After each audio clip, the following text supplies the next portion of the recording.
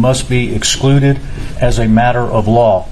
Therefore, you are instructed to disregard any and all testimony provided by Stephanie Hale, and her testimony will play no role in your analysis, deliberations, and decision in this case. With this instruction, you are reminded that you are bound by your oath as a juror to follow the ruling of the court as provided. So please remember, ladies and gentlemen, mandated by law, don't speculate about it, don't wonder about it, don't hold it against either side, just follow my instruction. All right. Good morning. Will you raise your right hand? You solemnly swear the evidence in the testimony you give in this cause will be the truth self you got. You can have a seat over here. Thank you, ma'am. Full name for the record. My name is Emilia Amy Franco Marin. Good morning, Ms. Marin. In May of 2022, where were you employed? At Robb Elementary, Uvalde CISD. Okay. And what was your job position at that time? I was the ACE coordinator. Okay, and for the jury and for the record, can you explain what an ACE coordinator is? It is an after-school centers program. So I ran the after-school program for the children there at Robb. And approximately how many kids were in your program? 150. Okay. And what campuses did you work at, or was it only Robb? I've worked for the district for 25 years, so I have worked at different campuses. Okay. And just for the record, where is Robb Elementary located? In what town and what county? Uvalde, Texas. And how long had you been at Robb Elementary as of May of 2022? I had been there for a month. A month, okay. Yes, ma'am. And what room number did you work in? What was your room number at Robb? 132. May I approach the witness, Your Honor? Yes. May I show the witness was previously been admitted as exhibit number 1.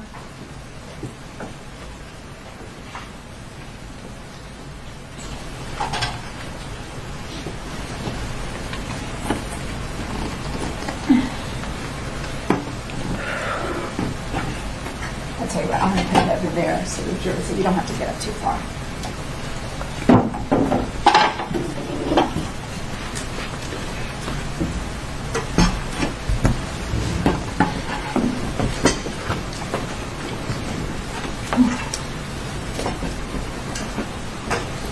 So, Ms. Marin, approximately where is your room number with regard on this map? And for the record, what we're looking at is a map of Robb Elementary, is that right? Yes, ma'am. Okay. And it's an aerial view of the school. Correct. So where on this map is your room? My room is located. Okay. And what we're looking at is the west side of the campus, the northwest building, is that right? Yes, ma'am. Okay. And it's slightly southeast of the street of Geraldine, right? Yes, ma'am. Okay. Now,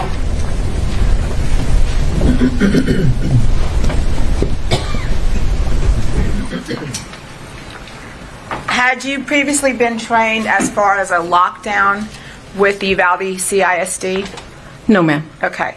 Did you know what to do as far as what you're supposed to do in a lockdown situation? Yes, ma'am. Okay. And for the jury, can you explain what that is? Because I am in a classroom, turn off the lights and lock my door. Okay. Now, are you still employed with the Uvalde Independent School District? No, ma'am. Okay. Now, I'm going to take you back to May 24th of 2022. What time did you arrive at school that day? Approximately about 7:30 in the morning. Okay. And is that the time that you usually arrived on campus? No, ma'am. Okay. So why did you arrive early that day? My grandson attended Robb Elementary that year, and they had award ceremony. So I arrived early so I could be there for his ceremony. Okay. And what grade was your grandson in? He was in the second grade. Okay. And approximately when did his award ceremony end that day? I'm going to say maybe about 9:30. Okay. And what were your plans for the rest of that morning? Every other morning that I would have to show up to work, I was always at another campus. And that morning I wasn't scheduled to go anywhere else. So I stayed there and I began to plan the celebration for my students for the next day. So I went to my classroom to prepare. Okay. And this celebration, what kind of celebration was it? It was an end of the school year celebration. So we were going to have a dance for the students and their families. Okay. And were you coordinating the celebration with another teacher? Yes, ma'am. Okay. And what was his name? Gabriel Gonzalez. Okay. And what were you and Mr. Gonzalez's plans for? Was he supposed to be doing something? He was the one that was in charge of purchasing food, snacks for the dance. So he came over to my classroom and we spoke about what we were going to serve, where we were going to serve it. And he had a list of what snacks and food he was going to get. And so we spoke about that, and then he left to the grocery store to go purchase the items. Okay. And while he was at the grocery store, were you still in your classroom? Yes, ma'am. Okay. And at some point, did you hear back from Mr. Gonzalez? He texted me and said, hey, I've already got the groceries. Can you go and unlock the gate so we can deliver everything through the back and not have to carry everything from the front? So if you were pointing at the back, when you say the back, can you tell the jury what area you're talking about? We call this the back of the campus, and that was considered the front.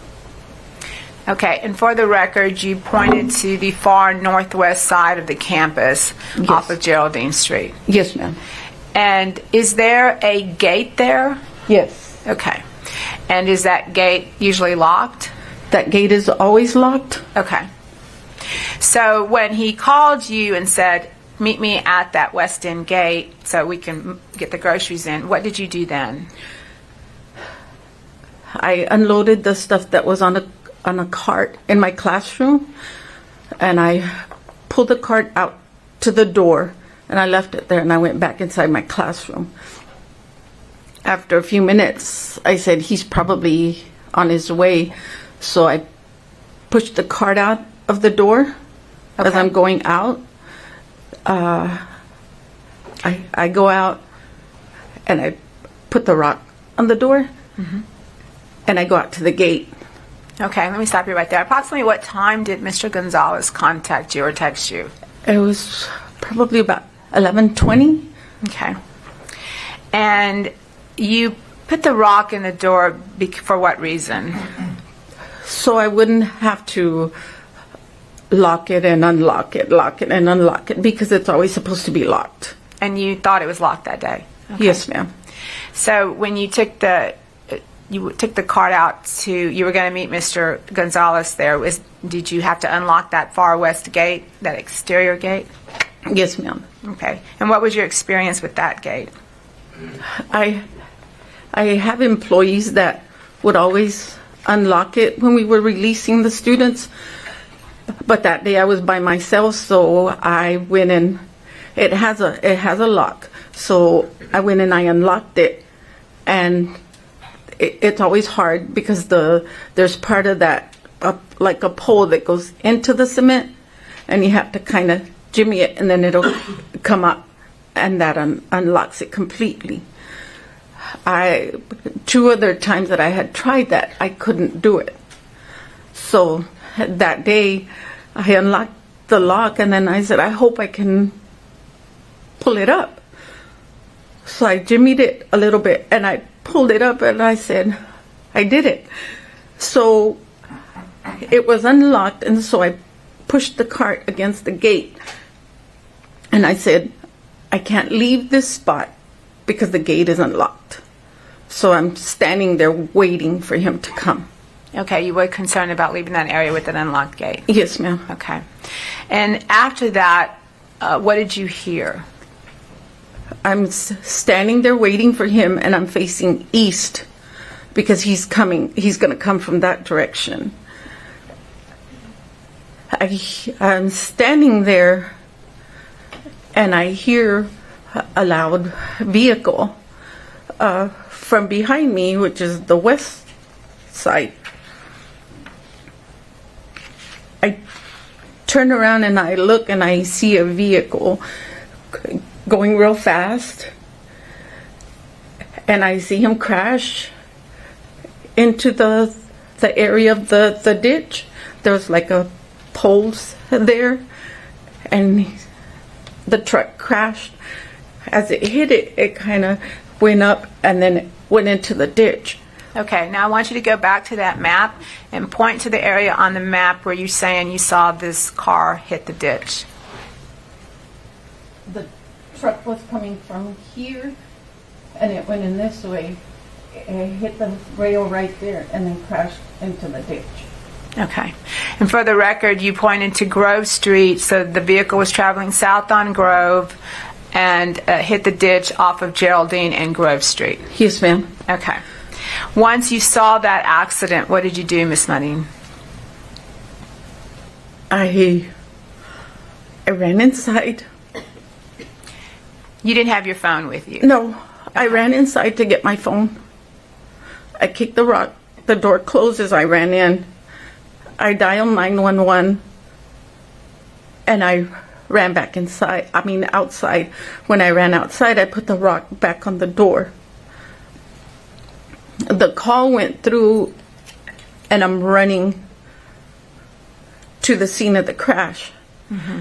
And I'm telling the operator, a truck crashed on the west side of Rob's school. It crashed into a ditch. Okay. I kept saying that over and over because I knew that they needed the location. Okay. And when you're on the phone with 911 and you're telling her where this accident happened, what do you see then? I'm still running as I'm telling her the location, so I'm running to where the truck crashed.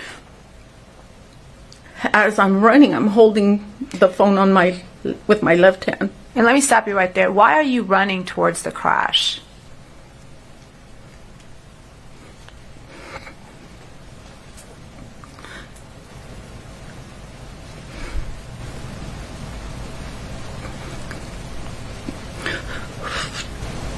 To help whoever had crashed. Okay. So you're running, and what do you see? As I'm running, I see on the right side of me 2 men running from the funeral home. They were running towards the crash, and then I see them stop. When they stop, I'm still running. And I see them turn around. One of them falls as they turn around, and they run back. And he yells, "He's got a gun."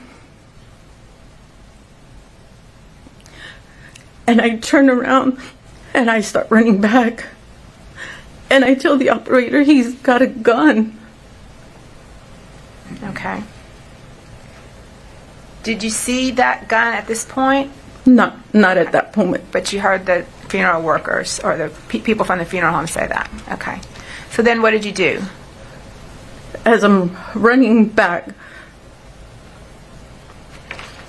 I run into the building. I kick the rock and I close the door. And I run to the classroom. And I bang on the teacher's door across from me. I'm banging on the door, and she opens the door. She says, "What is going on?" And I said, call the front office. There's a shooter on